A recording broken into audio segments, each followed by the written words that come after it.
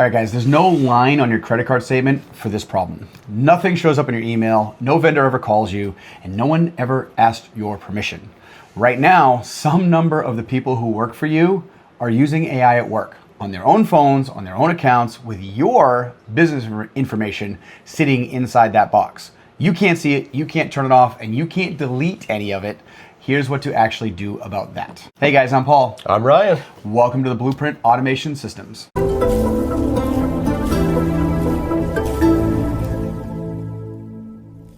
Welcome back to the AI Dictionary, where we take one piece of AI jargon a week and put it in plain English. Last week, we gave you the 5 questions that we score any AI tool with.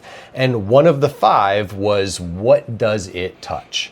Whose information is going into this thing? Every example we ran that day had one thing in common though. They were all tools you decided to use. You picked them, you turned them on, and you knew they existed. This week is the other kind, the AI that's already running in your business that you never approved, you never bought, and mostly can't find. It's got a name and it's called Shadow AI, and it's the fastest growing version of a problem small businesses have had forever.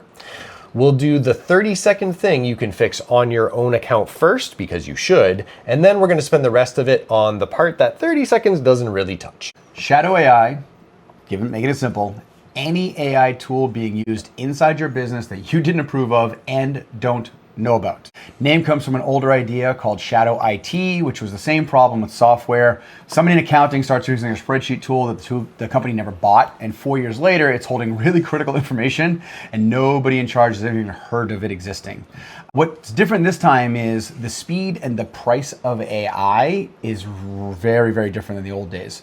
Shadow AI can take a smartphone, free account, about 40 seconds of setup, and there's no trace of it anywhere in your business. The reason it spreads isn't that people are careless, mostly. It spreads because it works. Somebody's trying to write a letter and they want to make it better to a difficult customer. They paste a whole thread in and they get back something good. That took 2 minutes instead of 20. That's a win, right? They just did their job faster. We're improving efficacy. So you're not fighting bad behavior or bad intention. You're fighting really good results. And that's actually a much harder thing for us as business owners to have to deal with. Yeah.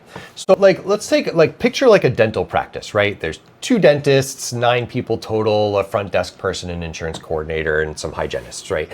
And we're making this up, but you've been inside of this office. Right. And the owner probably uses ChatGPT himself occasionally for maybe marketing copy, but he would tell you the practice doesn't really use AI. Meanwhile, you have your insurance coordinator and they've been pasting denial letters into a free account they set up all year or like a year ago to figure out how to word the appeal. And the letters possibly have patient names in them. Or maybe the office manager runs her staff schedule through theirs, which might be fine, but last month she pasted in a write-up about an employee attendance problem to make it sound more professional, which is not fine, right? Or maybe the newest hire at the front desk uses it for basically every email they send, and she's genuinely good at her job, and AI use is part of the reason why. And not one of them did anything wrong on purpose. A couple of them would tell you about it proudly if you asked them. But if you made that owner guess how many people in his office use AI at work, you'd say 1, myself. But the real answer is probably 4 or 5 or 6. And one of those 4 has possibly been handing patient information to a consumer product on a personal login for months. All right, so first things first, that 30-second fix. Your own account is possibly training their AI model on your data unless you turned it off. Most of us haven't, so let's handle that quickly. ChatGPT on a personal plan, settings, data controls, and then there's a little small toggle switch in there called improve the model for everyone. It's on by default, so go turn it off. Claude, same idea, it's in the privacy settings. Worth knowing what you're actually choosing there. If you leave the training option on, they hold on to your data for, wait for it, 5 years. If you decline, it's only 30 days. 5 years of your data being owned by them, arguably, versus just 30 days is a huge difference depending on what information you are putting into this system. Think about your pricing and your operational everydays. For Gemini, it's called Keep Activity Now. It's used to be called Gemini Apps Activity. It's in your Google account settings. So one honest thing about this here, it's true with the others too. Turning it off doesn't mean that nothing is kept. So it's important.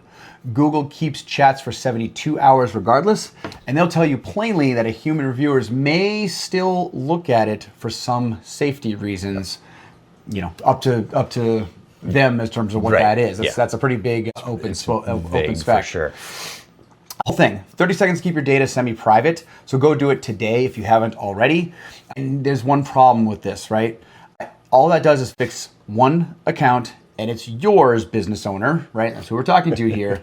Your insurance coordinator's personal login is sitting there untouched, and you've got no way to reach it and no way to even know that it exists. So as a business owner, why can't you see any of this? Well, it's because there's no bill. Like, this is the big one. Every other thing that ever crept into your business possibly showed up on a payment statement eventually. And free AI accounts, or an AI account that belongs to one of your employees, doesn't show up on that statement. There's no admin console because it's not your account. There's no dashboard where you log in and see who's using what in your company the way you can with your email or your business software. And that view only exists if you're paying for a business plan, which is kind of a preview of where this is going. Right. But there are no logs, nothing on your network, nothing in your email, nothing on your machine. Somebody types into a phone that doesn't belong to you on a cell connection you don't own, and there's no real incident there, right? It's like, what is the one, this is the one thing that'll possibly creep up and catch you, because nothing really breaks, nothing goes down. There's not really a bad event that sends you looking for an answer. The whole thing stays pretty invisible right up until it isn't. And the way it stops being invisible is usually somebody else telling you, Right. Sitting around at a coffee table talking about, oh, I love AI. I use it all the time for work, and that's why I'm so efficient. But You are? yeah, right, huh? But there's some interesting data on this that I found, and it comes from a security firm called Cyberhaven, who published a report this year built from actual data movement across a couple hundred companies. So it's measured, not just surveyed. And just under 40% of everything people put into AI tools contained sensitive information.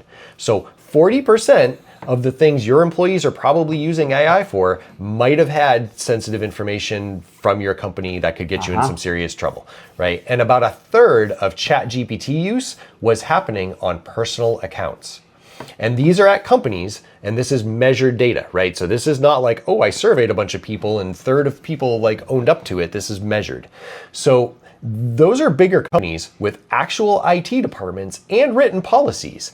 A 9-person dental office doesn't have that. So there's no reason to think your number is better or your employees aren't using those things. There's a decent argument you're probably in worse hot water here. Welcome to the Wild West of AI time period. Right? I mean, it's so easy for, and I mean, I do it. I manage a couple different AI accounts for different purposes, different business reasons and stuff. And very often I'll pick up my phone and I start typing into it and I'm like, that's the wrong one. And I got to switch accounts, right? And I mean, I'm monitoring my own stuff, but it's a slippery slope. And it's very easy for somebody like Susie, uses it at home to look at all kinds of stuff, and then she goes to work and she starts help me write this email, I'm panicking, or whatever. And for my staff, I realized something recently. Oh, no. I have all these weird ChatGPT chats inside my account because it's on the computer at work, right? And I don't have, not necessarily a problem, but I'm about a month ago, I was like, when did I query this? And I start looking at the chat, I'm like, oh, this has nothing That to is do. not me, for sure. Yeah. So I gotta have a conversation with people about that. But, Yeah, for sure. So when business owners get nervous about this, they ask a question, right? Are they training on my data? And every vendor has a comfortable answer ready for it. However, there are 2 questions in there, and the answer to the first one tells you nothing about the second one. Question 1 is training. Does your information get baked into the model where it may influence what somebody else gets told someday? And that's one everybody asks about, and honestly, it's the less likely one to really hurt you as a business owner. Question 2 is retention. Do they still have your information or data sitting on a server somewhere in a form somebody could read? That's a completely separate problem, and it's the one that actually matters in a lawsuit or a security breach or a subpoena, "We don't train on your data" is a true sentence that leaves questions with two questions wide open. They hold it for years, and that statement stays true and honest. So the question to actually ask in these words: how long do you keep it, and can I delete it? Which is the same question we're asking about note takers a few weeks back, if you guys remember that. Just wearing different clothes, because we're talking about now active use in the AI. Where does your data live? How long do they keep it for? And can I get rid of it? Can I put a request in to delete that stuff? Yeah, exactly. And so, like, when does this stop being a preference, right? And so everything so far has been about embarrassment and competitive risk. And for some of you, it's a different category entirely, and you need to know which one you're in.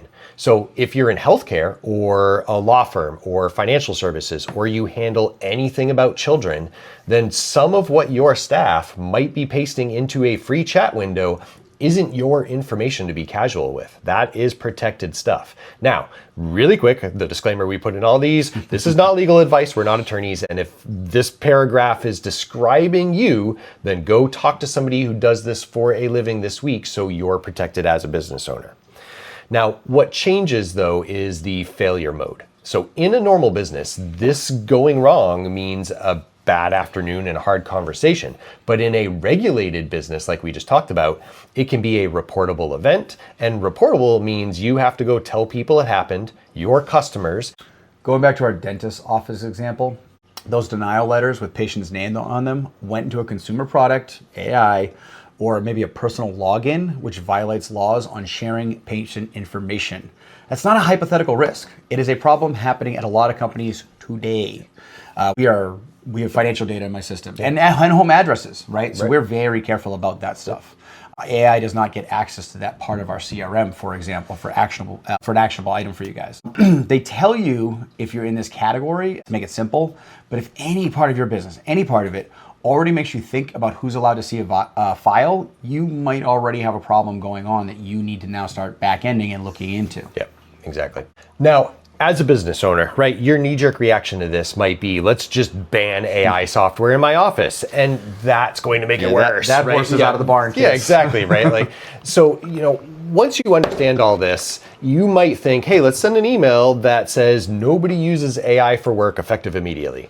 The problem is, we're human beings and we want to be efficient and good at our jobs, and we're worried about staying employed, and so the activity doesn't stop. It just stops becoming visible because the insurance coordinator still has a deadline and still has a hard letter to write, and the tool still works really well, and now she's using it on the down low and not telling you about it, right? And you've made your best people slower than your competitors, and that's a real concern. The staff most likely to be using this stuff are the ones who care about doing the work well. This isn't like a nefarious thing. Right. They're just trying to be good employees and perform well and help the company survive and thrive. The other version of this that fails is the punitive one, right? If you threaten somebody's job over it and you'll get perfect compliance in the meeting, but zero change in behavior, and you'll never hear about it again because nobody wants to talk about it and get in trouble, and that's the outcome you're trying to avoid. Yeah. So here's what actually works. Ask before you write any policy or buy any tool. It's one question in a staff meeting, right, or individual with a team member real quick. Hey, who's been using ChatGPT or Claude and anything like it to help with work stuff? And ask if you're curious, because you should be. This should not be that hard. You'll get honest answers if you make it safe to give them, creating that safe work environment. I don't know how many people are good at that or bad at that. Probably more bad than good. But now you have your real number instead of just a guess at it. Conversation costs you nothing. And if you only do it one thing, if you only put to work one thing off of this episode, go do that, right? It gives you a good scope of what you're dealing with. Then give them a sanctioned AI app that is set up correctly. We've talked many times about setting up a second brain or a data, like bank of data. Put a business tier account in front of them on the company's login, $25, $30 a head, which for a 9-person office where 4 people are using it anyway, it's not a real budget conversation. That's pretty much a line item. That's simple. And what you get for the money is the thing that you actually needed. Business tiers don't train your data by default. You get an admin view and you get the account belonging to the practice instead of out to an individual. If somebody leaves your business, then their work chats don't leave with them. And it's just a one-page policy. One page means one page. Nobody reads 3. Here's the tool we use. Here's your login. What never goes in it, plain nouns, patient names, social security numbers, credit cards, anything from a personnel file, anything with a customer's contact information attached to it, that like you just don't put that in there. Take the names out, ask the question, put the names back in yourself. That's it. And it works for almost everything. Nothing AI wrote goes out to a customer or a patient without, how many times have we said this? A human touching it and checking it first, right? Trust but verify. You can't walk away from that, guys. If you're not sure, ask. Nobody's ever in trouble for asking. And really, the last bit of this, it's doing more work than the other four combined. A policy that punishes people produces silence. Trust me, I know. I work with teenagers. A policy that says, ask me, produces far more information, and that's what you need to run a business. And then train the one thing that isn't obvious. Most people have no idea that the free tier and the paid business tier handle their information utterly differently. And it looks like the same product, same logo, same box, same answers. That's why smart people, we get this wrong from time to time. Yeah. Pretending I'm a smart person. And as a business owner, right, like you want your team to start leveraging AI. Yep. And the tough thing is right, you're a business owner. So you've been in the trenches and you've built this thing and you care about, and you know about all the things that you shouldn't do, or hopefully you do as a business owner, of not to share certain information. But your employees, they might not realize that, depending on how you train them up and what kind of. It's just on my phone. It's okay. Yeah, it's fine. Yeah, no, it's AI. It's super secure. It's in the cloud, and anyway. So just keep that in mind. So let's talk about the risk rating on this one. We covered in the last episode how we think about risk rating. So we're going to elaborate on it a little bit in this episode, right? So from the last episode, we talked about the 5 questions and different ratings within those questions to determine how risky something is. So blast radius, right? And we're going to mark that down as a 2, which is out of a 0, 1, or 2, 2 being the most risky. Blast radius is a big thing. So this can land on your customers and potentially on somebody with a badge, right? Like if you're violating some laws, you could get in some pretty serious trouble with something like this. Never be the test case. Exactly, right? Yeah. Undo, right, is also a 2, because whatever's already been pasted into AI has been pasted into AI, and there's no recall button. You can't put a bunch of stuff into AI and be like, just kidding, I'm going to take that back, right? That doesn't work. What it touches is also a 2. So this is other people's information possibly. And for some of you, it's, this is regulated by your business, but also you might have, even if you're not in a regulated business, it might have very sensitive IP stuff you don't want being shared out. And if an AI model gets trained on your stuff, then somebody can potentially access it later when a new model comes out that's trained on all the information. And then talk or do. Now, this is pretty much a 0 because nobody's really automating anything here. It's just a chat window that people are kind of putting stuff in. And there's some automation stuff that could cause problems here, but we're really just talking about, employees using their ChatGPT on their phone or their Claude on their phone, and not really a big infrastructure thing here. But then lastly is the whose name is on it. And that's also a 2, because when it comes apart, it's the dentist practice name on the letter and not the insurance coordinator. It's your practice, right? So that's an 8 out of 10. And with 3 separate 2s, so it's definitely red on the total and red on the override twice over. Like this is just super risky and it needs to be addressed quickly. And happening probably now. Yeah, exactly. Go ahead. Where that 8 came from, question 4 is a 0. There's no agent, there's no automation. We hope. Hopefully. In theory, one of your employees could have set up an agent on their system. It's true. It's definitely a possibility. That would jump to a 2, would make it a perfect 10. We're going to pretend that's not happening right now, right? They're using the information. So the most benign thinking about it, they're using the chat for information and they're just plugging and playing into emails or whatever else. But it could be worse, right? It could be more. And if you don't have a big IT department at your company and things like that locks down the machines, you could have an employee that takes the company laptop home, which is normal, and they install ChatGPT on their laptop and they spin up an AI agent to do this. Like anytime I put this document that's super sensitive with customer information into a folder, I want you to analyze it and look at it.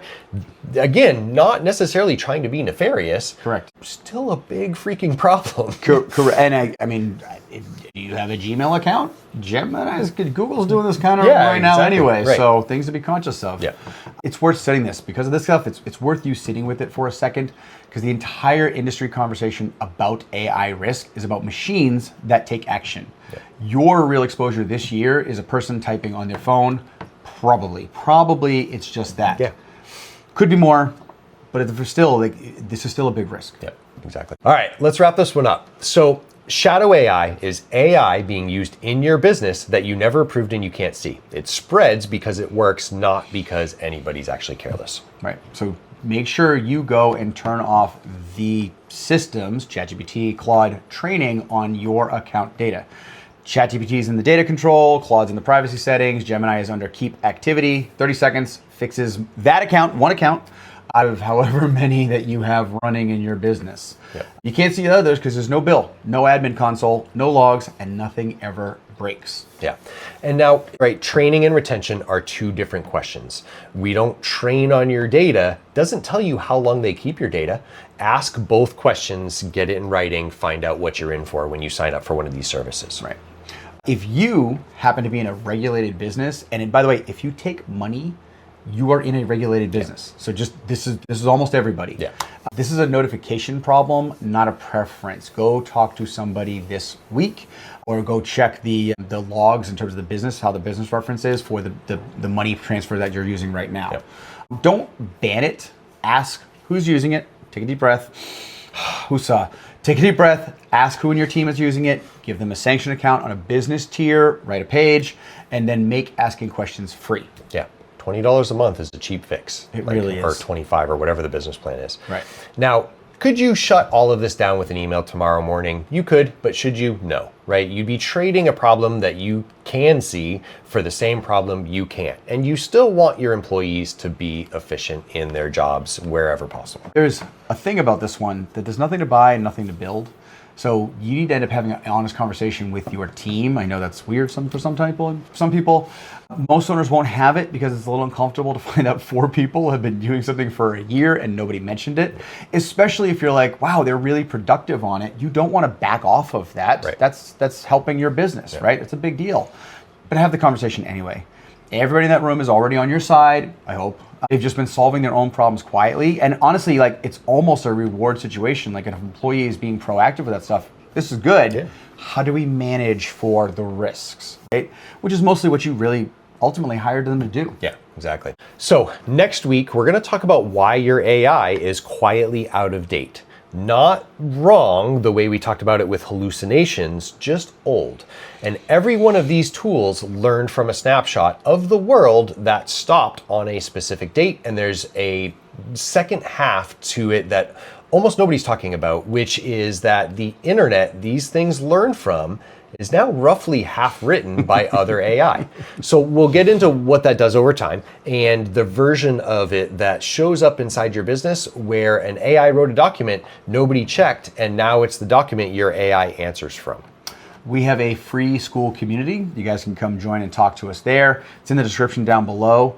Here on YouTube, guys, subscribe, hit the bell, give us some feedback. What are you finding in your business about this problem?